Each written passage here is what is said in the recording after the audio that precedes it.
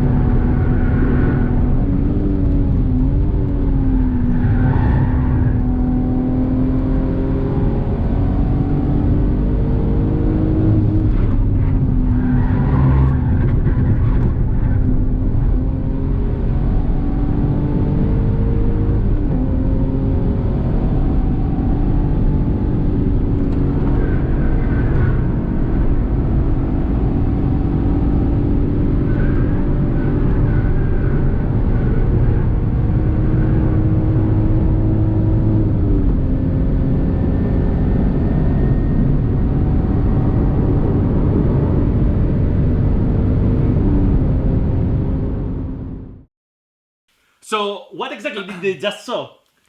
Lexus IS200. You heard it here first. The next affordable rear-wheel drive Nurburgring platform. I think this is gonna replace all the Meganes soon enough. Double wishbones front and rear. A little bit underpowered.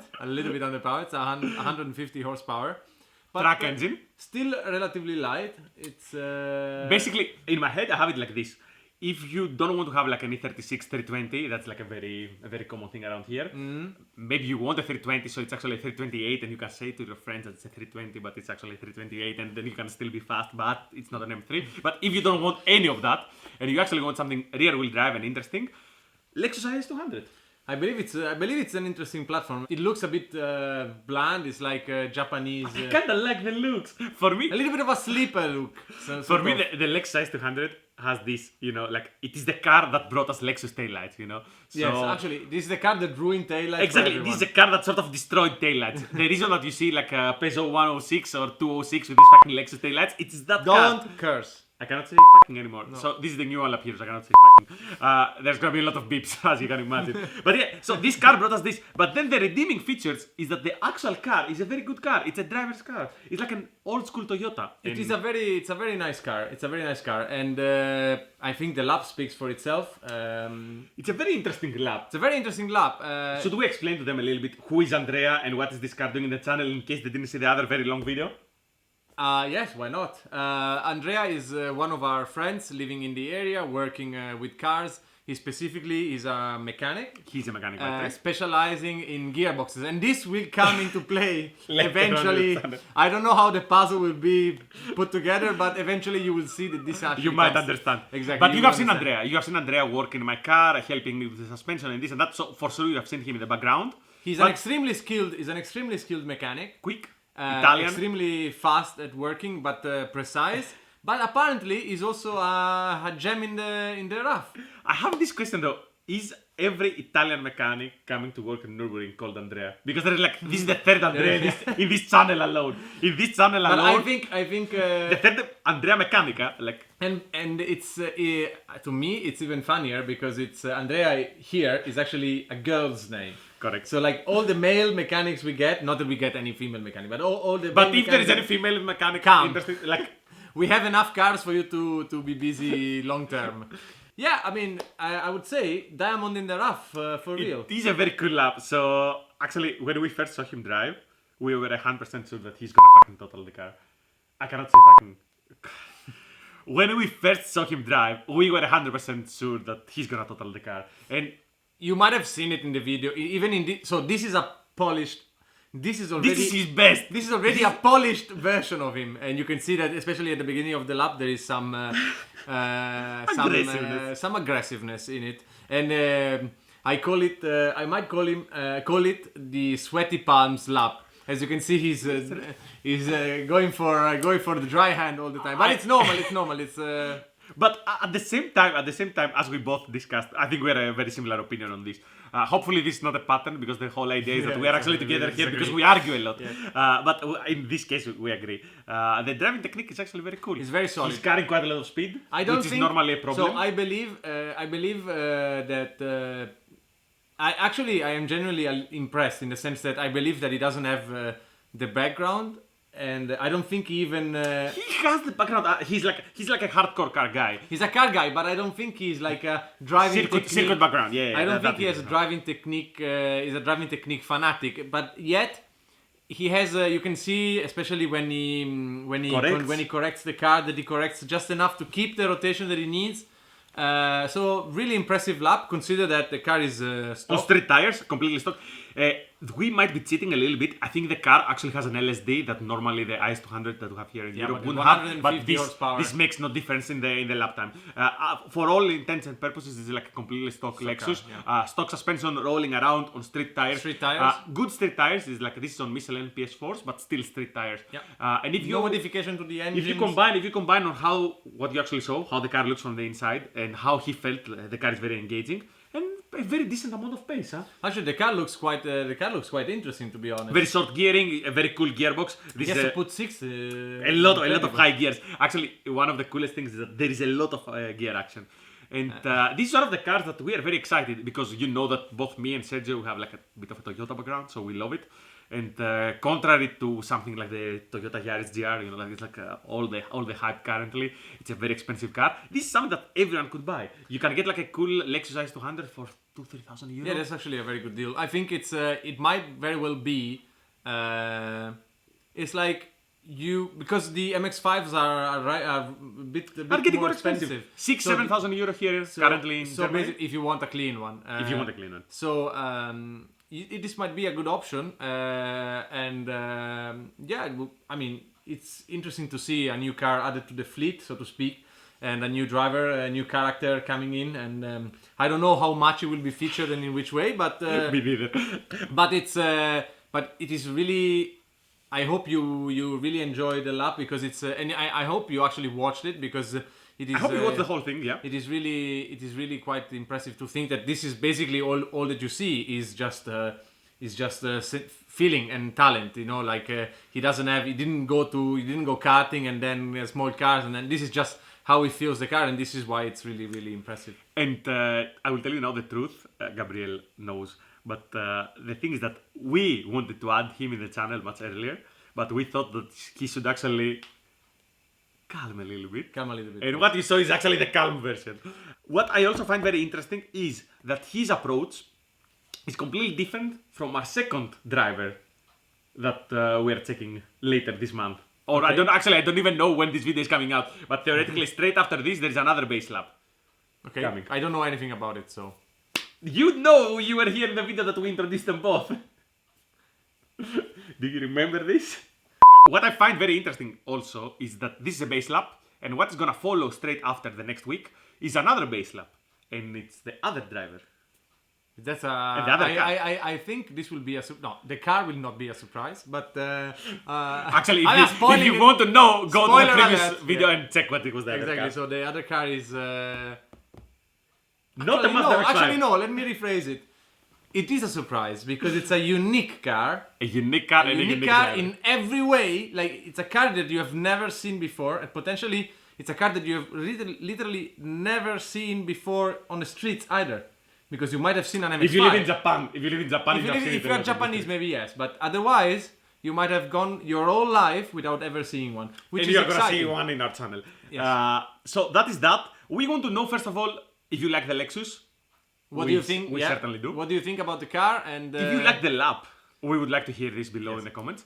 And something very important, I want to understand if you are interested in this. So for us, it's a little bit like back in the day. We started exactly like this. It was me and you on a couch. Yes. There was an on board. This is like back to the roots. So do you like this? Do you like this, or do you want more people, or do you want less people, or do you want just us? I'm pretty sure that they don't want more people. They actually struggle to understand what we are saying. So yes, would you like to see videos that we are not driving? Because in this case, we are not doing anything with these two specific cars. We're actually helping. We're around in almost all the process, but this is more about like seeing the drivers evolve and seeing the projects evolve. But also, can I say something? This is, I think, this is also a bit more in this. This a little bit more in the spirit of the One Lap Heroes, which is not about us becoming bigger than ourselves, or is not focusing on us, but it's a matter of. Fucking V6 in my car, like. You have a what? I haven't arrived. A what V60? Fucking V6. B. Okay, I haven't arrived yet. Okay, I wait. So as I said, this is I think it's a little bit more in the spirit, because what we want to do is to bring. The whole message was that you don't need a big expensive car, so to have these people approaching us and wanting to drive and going for different things, you know. I will tell you the truth. I will tell you what Gabi's not saying. We are bored of driving slow cars, so actually for ourselves we want something faster. Actually, if you are selling a 997 GT3 Mark II, we don't have the money, but we are potentially RS, and you are open for a very long payment schedule. We are ready. Actually, if you have another one, we take two. We would like to go on and do a little bit different things, still with the channel. This is a little bit of a behind-the-scenes sort of gossip, but this doesn't mean that we forget where we come from. So we will use this platform to empower potentially other people. Other people that are not us. They're not only us. And it's a good segue to if you have a cool car, if you actually have a cool track car and that you want to come to us and speak with us and have it. If you are our kind of person, because you might have a cool car and you might not but this is for us to decide. So. Exactly. So we are going to decide if you are a cool person. So send us your photos of your cool car. But no, we are not doing features by no means. But we might pick a select few cars and we do something cool. We actually just want to share like-minded people, so we sort of have a little bit more color and a little bit different platforms, but still keep the and thank God we have the Lexus and a completely brand new completely absolutely different car in the channel that you have not seen before. I think that is that. Don't think they want to see more of this. I think I believe they're all. By the way, something very important. You know, it's very cool because we normally get the hardcore people commenting below and saying that they really enjoyed the video. But we also see the metrics. Liars. No, they're not liars. But we see the metrics. So actually, we know that roughly from a ring lap, you see 3.5 minutes. These are the metrics that the hardcore few. No, this is not like a big mainstream channel. 3.5 minutes. Where are you? Where are you in the 3.5 minutes? 3.5 minutes. You are the specialist here. So actually, you are missing out on all the cool bit. We like more the second part of the track. So if you only have that much of an attention span, I would suggest you to skip the first part of the lap. So and pick it up from the carousel because that's actually. Can I tell you something? This is getting a bit long. Can you like you know that you can put like move the timestamps no timestamps. No timestamps in our videos. Can you put a timestamp after 3.5 minutes? I can put wrong timestamps around to confuse them. I can easily do this. I will tell you like a bit of a dirty secret. Normally we get a lot of laps sent. And people say, check this, check that, check this, check that. And we like it, we appreciate it. Because sometimes we find like a gem that we haven't seen before. And we might do something with this later on, but let's focus on this specifically. When I have to watch a lap that I don't know if I have the time to actually watch, I actually watch Hatzenbach, because there's like all this slow transition in corners, so you understand a bit what type of car it is. And I see it accelerating up, do the Flugplatz, that is the first fast corner, and see how many kilometers it does before Swedenkreuz. And already you know what... I watch Swedenkreuz because I arrived there, but basically for me, already there, like how much kilometers it has at Swedenkreuz, I kind of know what kind of driver and what kind of car. This actually, then and you agree, no? This is the last thing we're gonna say.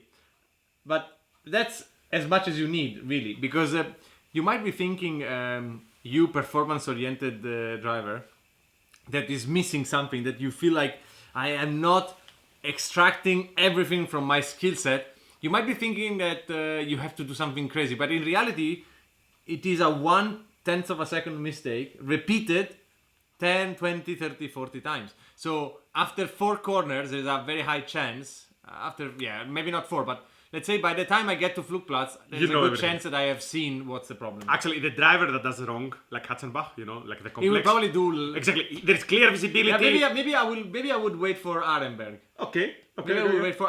Actually, maybe I would wait for all the way up to Adenauer first. Okay. Because these are then very, very tight corners that give you a little bit of a different... For me, but I have a couple of these sections, so for me it's the same. Like out of Arenberg, okay? All the way to Adenauer first. Yeah. For me, it's again the same thing. I want to see a slow exit, slow brakes, slow corner, exit of a slow corner, how the car accelerates, and then I want to see some transitions. So, but this is also why you see people Adenauer first, all good. This is also why you see people maybe improving and going like taking 5-6 seconds off their Nordschleife laps, which is quite common because if you fix something in your technique, then it sort of reverberates through the lap. Because you have this instance that you fix not only once, but you fix like 20 times and you immediately find 3 seconds. So do we wrap it for this episode? Yes. See you next time. See you next time.